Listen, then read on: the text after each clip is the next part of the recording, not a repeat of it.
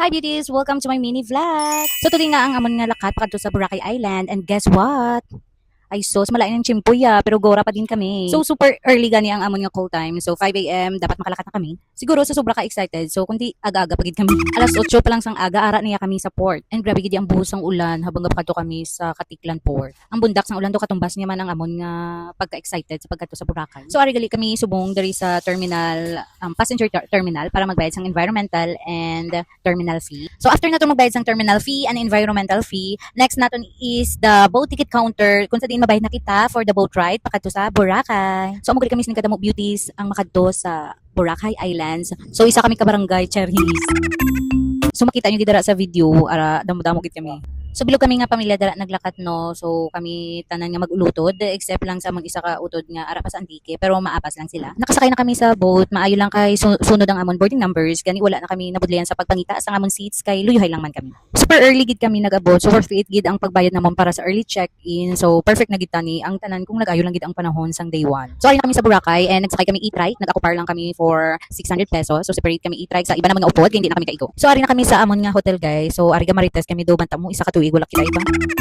So kay wala gid kami mahimo sa kabusbugon sang ulan, nagdesisyon kami sa akong naldita nga manghod nga maglibot-libot ani sagwa para masulit man namon day 1 no. Pero ginpahulaw lang naman anay ang ulan antes kami maglakat kay basi magiging kwento na lang bala kami out. Charis, kay mas kubya ang ulan as in. So nagulaw-ulaw na ang ulan no, naglakat-lakat lang kami da kaging enjoy na lang namon ang rainy day vibes sang day 1. So naglantaw-lantaw lang kami kag picture and video lang kami sang dagat ka Boracay kag syempre isa pa gid nga rason kay mabakal ako kape kay gasakit ng aking ulo. So syempre hindi makumpleto aton adlaw kung hindi kita kapangapi. So makita niyo man sa video no kung ano ka baskog ang hangin miskan medyo nagulaw na ang ulan.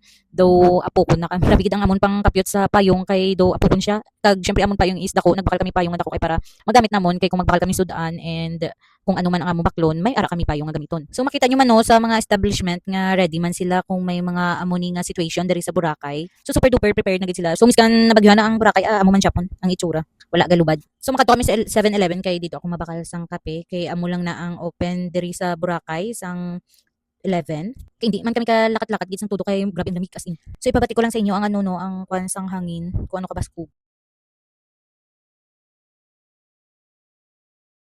So nantawaduan na nakakamot ang akong ginahawid sa payong kay grabe ang kusog sang hangin as in. Pero in fairness, damo gihapon mga tawo nga nagalakat-lakat diri sa Boracay miskan amo na ni ang panahon no. So ari na kami sa 7-Eleven nga bakla namon sang kape. So station 2 man ni diri gihapon. So ang ako lang di baklon ang iya ka Starbucks nga kape kay do na namian kita ko sa tusang natilawan ko. Nang coffee in kanila bala pero subong naman ni hindi man ko permi mga muni kay mahal man. Kay sulit man ang akon nga kwarta kaysa magbakal ako sang iban nga kape tapos hindi ko man maubos kundi sayang di ba. So nagbayad lang ako dadayon and then nagura na kami pabalik sa amon nga hotel.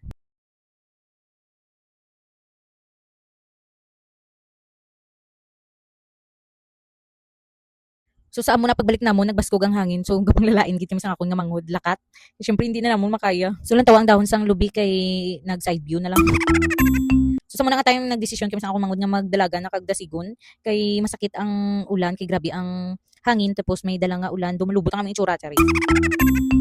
So sa among pagdalagan mata ko gamudlat siya. So sa muna namon nga sitwasyon nagbalik pa kami duha kay mga video ang akon nga malitang manghod kuno kay ma-update sa chari. Hindi man nakita kami bitaw nga may video so nag-video man lang ako nga manghod so amo lang na tapos nasunggo pa akong mata sa iya nga payong kaban ako malakat na kami nagdiretso ako kay Galian naglakat lang sa kay pagyo niya ang mga tawo. Sakit ba do hindi pa nato makita nang dagat yun. As in sakit. So may ara ini sila munihoy ng harang kay iya ini ka hotel. So mapabalik na kami sa amon nga ginastayhan nga hotel diri sa Ace Inn. So ang amon nga ginastayhan is manami kay lapit lang gid siya sa beach. So pila lang namon kalakat ara na dason. And affordable pa kay ang mga lapit sa beach nga mga hotel is very expensive gid. Medyo mauyog lang ang amon nga video da kay dinalaga na kami nga duha. Kay malamig na gid ka kapoy-kapoy and syempre manindahan pa kami dason sang amon nga sudan pagkagabi. Amo lang namon ganap sa day 1. Bye.